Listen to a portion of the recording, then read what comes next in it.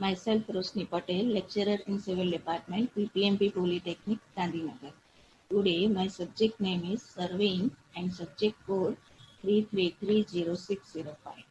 Today, we will discuss about the ranging out survey lines and chaining on sloping ground. First objective. Today, we will discuss about the ranging, what is ranging, different methods of ranging, direct ranging and indirect ranging, and also we will discuss about the chaining on sloping ground. Chaining on sloping ground can be done by two methods, direct method and indirect method. Ranging out survey lines. Ranging is the process of establishing intermediate points on a straight line between two survey stations in the field. Two survey station means a starting point and ending point of the survey work. Ground પર first station A અને station B select કરવામાં આવે છે and the distance between station A and station B is too long. એટલે કે A અને B વચ્ચે long distance છે તો direct horizontal distance measure કરી શકાતું નથી. So select the intermediate point between station A and station B and this process is known as ranging. Ranging can be done by two methods, direct ranging and indirect ranging. First, we will discuss about the direct ranging. Next. Direct ranging is done when the two ends of the survey lines are intervisible. See in figure on the ground. First, select the point A. A is our starting point on the ground and fix the ranging rod at point A. Also select the point B.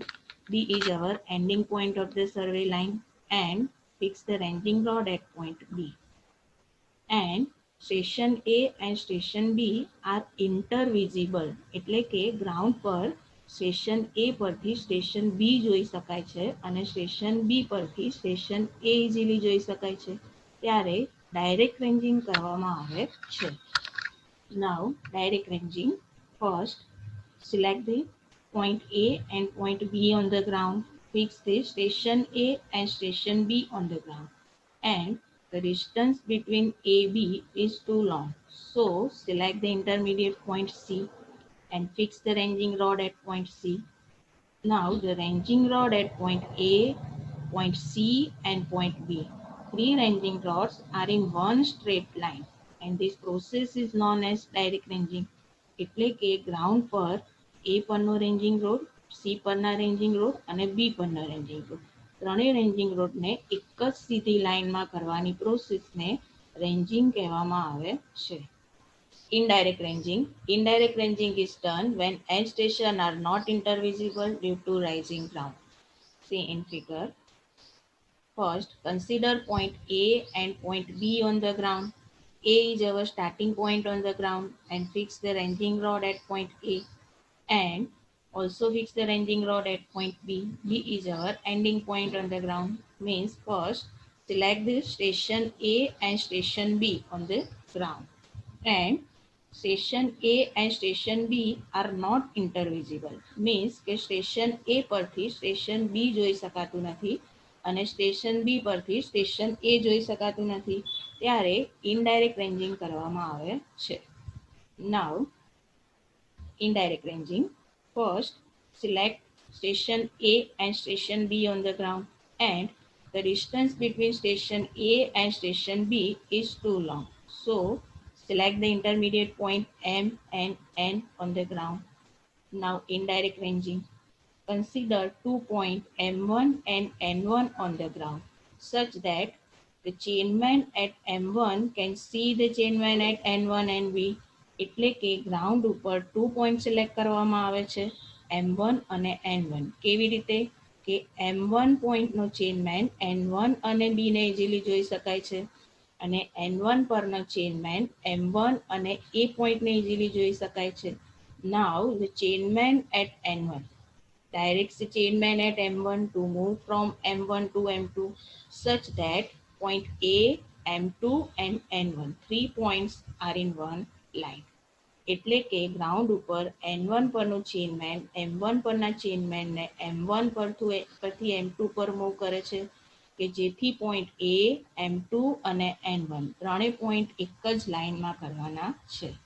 Now the chainman at M2 directs the chainman at N1 to move from N1 to N2 such that point M2, N2 and B 3 points are in one line. એટલે કે M2 પરનો ચેનમેન N1 પરના ચેનમેનને N1 પરથી N2 પર move કરે છે કે જેથી પોઈન્ટ M2, N2 અને B ત્રણેય પોઈન્ટ એક જ લાઇનમાં કરવાના છે. Now the ranging until continue the process until the point M and N on the ground.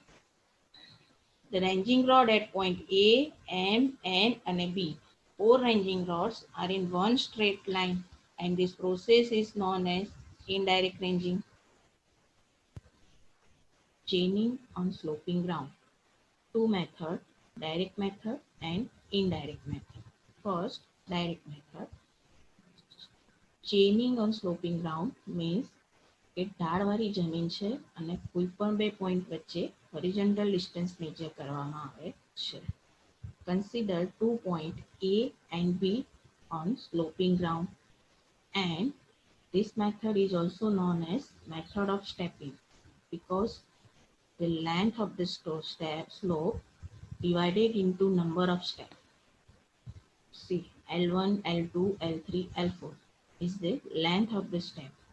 Here, consider the length of the step 10 meter. Means L1, L2, L3, L4 is equal to 10 meter. And starting from point A, first measure 10 meter with the use of tape. Select point P1. P1 point vertically transfer on the ground. From here, again measure 10 meter with the use of tape. Select point Q. Q point vertically transfer on the ground. From here, again measure 10 meter and select point R. R point vertically transfer on the ground. From here, again measure 10 meter, select point P. B point vertically transfer on the ground. Okay, and the total horizontal distance between A to B is equal to D is equal to L1 plus L2 plus L3 plus L4, and L1, L2, L3, L4 is equal to 10 meters. So D is equal to 40 meter. Next, chaining on sloping ground. Indirect method. See, sloping ground. Consider 2 points A and point C.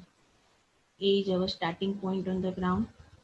C is our ending point on the ground. Between A and B, select point B and first measure the length L1. L1 is the length of line AB, and also measure the length of line BC on sloping ground. Then measure the angle θ1. θ1 is the angle of line AB with horizontal line. θ1 measure with the use of clinometer. Clinometer instrument છે કે જેનાથી ground પર કોઈપણ બે line વચ્ચે angle major કરવામાં આવે છે. Also measure the angle θ2 with the use of clinometer. θ2 is the angle between line BC with horizontal line. Now, from this triangle, apply cos θ1. Cos θ1 is equal to D1 upon L1. So, D1 is equal to L1 cos θ1. From the value of L1 and θ1, we get the value of D1. From this triangle, apply cos θ2. Cos θ2 is equal to D2 upon L2. So, D2 is equal to L2 cos θ2. From the value of L2 and θ2, we get the value of D2. And total horizontal distance of line AC is equal to D1 plus D2. Thank you.